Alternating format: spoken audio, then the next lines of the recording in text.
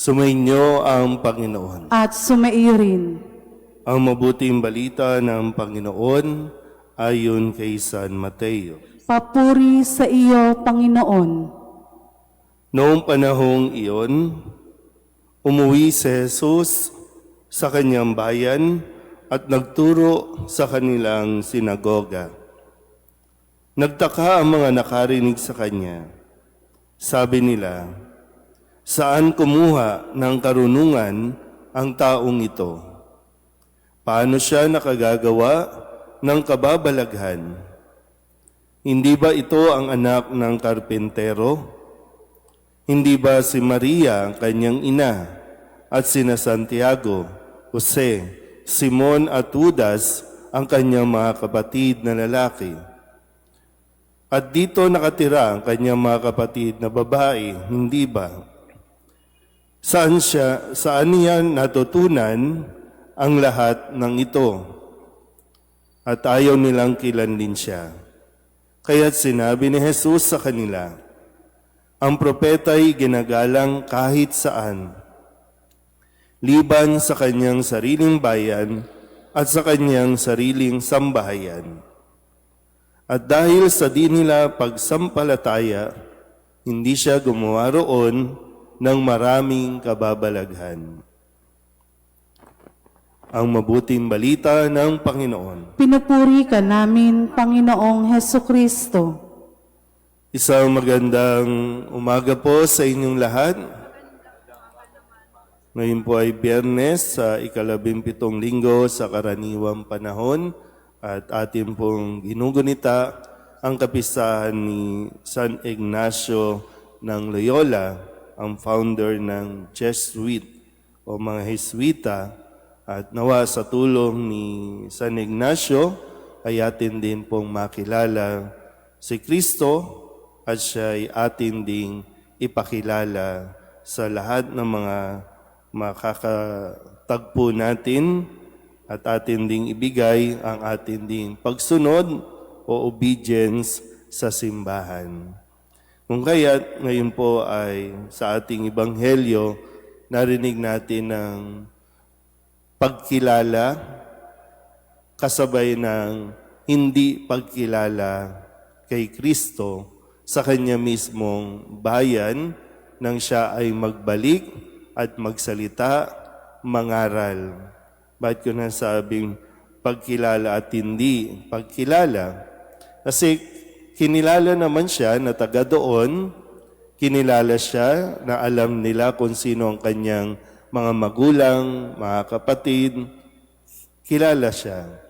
Pero hindi nila kinilala si Jesus dahil lamang sa kilala nila kung sino ang kanyang pamilya.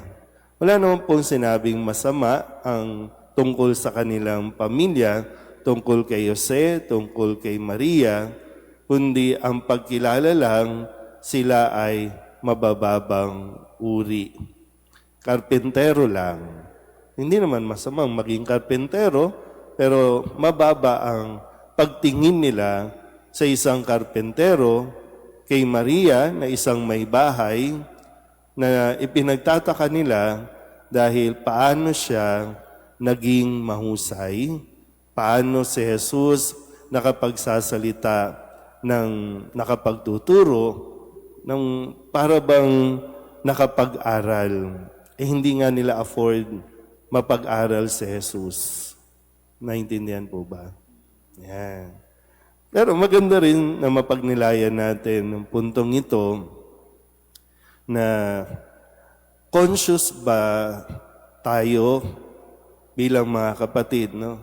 Conscious ba tayo bilang magulang?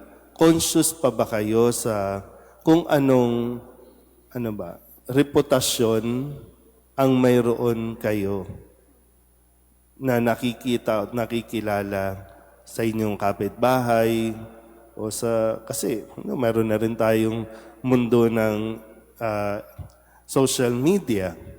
Conscious ba kayo sa kung paano kayo nakikilala sa inyo? Kasi di ba pwedeng laging ang nagiging basihan kasi yung mga anak. kilala ko ang magulang niyan. Kaya siya ganyan kasi kilala natin ang mga magulang niyan, kilala natin ang pamilya niyan. Kapag, may pagmamalaki ba kayo bilang magulang dahil mabuti ang inyong anak, nakikilala ang inyong anak sa linya ng kabutihan? Conscious pa ba tayo sa panahong ito o parang wala tayong, minsan wala na tayong pakialam? Kasi talagang noon, talagang kilala tayo sa prinsipyo, sa paninindigan, na ang mga magulang, di ba, namulat tayo noon na di bali ng magdildil ng asin. Di ba, ganon? Di bali ng magdildil ng asin, basta ang ipinapakain sa mga anak ay galing sa mabuti, hindi galing sa nakaw. Ngayon kasi, parang wala akong pakialam kay mabalitaan nila na nagnanakaw ka o nakikiapid ka, nakikisama sa hindi asawa. Parang minsan wala tayong pakialam kung ano magiging epekto nito sa inyong mga anak. Kaya yung mentality ng mga bata ngayon na nakikita natin, kung may mga estudyante nambubugbog na ng teacher. May mga estudyante na talagang ang mga salita nila, mga bata pa, pero ang mga salita nila pangbardagulan na, pang-terorista na, panghanap away na. So, ang tatanungin din naman, sino ang mga magulang, saan lumaki? Pero pangit man pakinggan, pero 'di ba, dati saan siya nakatira? Sa Tondo. Alam na. 'Di ba may ganun tayong impression pag taga Tondo? 'Di ba? Barumbado. Bakit? Nasaan yung mga magulang? Barumbado din eh. So, paano yung impression? No? Bagamat hindi tayo pwedeng mabuhay sa impression lang o sa gusto lang natin magpa-impress, pero yung katotohanan na maganda ba ang impluensya natin sa ating mga anak o sa mga kabataan ngayon? O wala ka, di ba? Minsan kasi, pag dumadaan ka dyan, pag lumibot ka lang dito sa parokya natin, makikita mo minsan paano kausapin ng mga nakakatanda o mga magulang yung mga bata dyan sa paligid, sa iskinita, sa lansangan. May naituturo ba tayong maganda? Kasi, di ba sabi dito, paano siya natuto niyan? Ang mga magulang niyan, di ba? Paano siya natuto? Saan niya nakuha yan?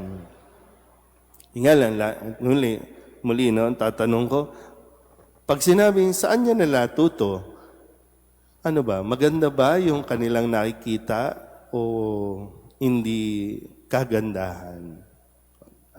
Laging bato sa loob ng bahay. Ano ang natutunan niyan? Kasi pwede pong maging mabuti ang isang bata, lumaki na malawak ang pangunawa depende sa kanyang naririnig at natututunan sa loob ng bahay. Lagi tayong babalik sa tahanan. Kaya nga sa Kristo, saan ba siya galing? Sa langit. Sinong nando doon? Ang kanyang Diyos Ama na pinapakilala sa atin na ating ding Diyos Ama. At dating dito sa lupa, sino ang kanyang magulang? Si Jose, si Maria. So ngayon, sana po mapagnilayan din natin na mabuti kung anong impluensya ang atin pong naituturo, na ipapakita sa ating mga anak. Amen.